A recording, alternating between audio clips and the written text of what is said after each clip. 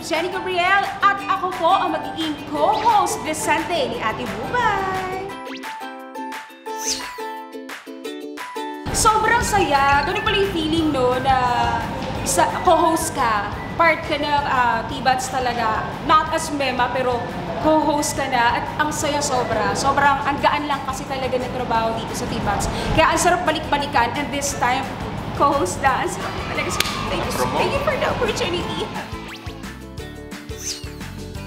So, talaga na ginawa. Kasi, alam mo yun, kasi every time na bumabalik ako dito, magaan lang. Usually nga nagiging impromptu lahat. Alam mo yun, very napaka-authentic lahat ng mga galawag, bitawan. Minsan, di ba yung script, hindi na rin totally nasusunod kasi natural na lumalabas sa aming lahat yung mga nangyayari. So, masaya lang, magaan. Pinaka-favorite part ko, siguro yung palaro, yung kanina yung pag-games namin with the kids. Ang saya lang, kasi ang bilis ng mga medyo, di ba, naging tayo pa, kung parang nanalo, kasi parang magaling eh. Mabilis yung sagutan, ang galing. Sobrang saya nung bago palaro na. Picture, love it.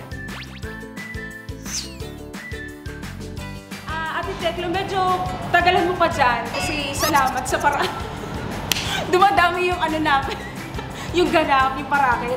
Sige lang, magtagal ka. Siguro, totohanin mo rin 2025 bumalik ka. So, good luck. Charot lang, charot. Ayan, so, magagalit yan. Yan, kung na-miss nyo ang mga highlights ang iba pang T-Bats exclusive, just visit YOLO and GMA Network channels sa YouTube dahil nandyan pong lahat yan. May MOS, may parody, may pranks, may masasayang interviews, at iba pa. After nyong manood, mag-comment sa ibaba at babasahin yan ni Bubay at Tekla. So anyway, abangan nyo po ako sa T-Bats Tawice Live ngayong linggo pagkatapos ng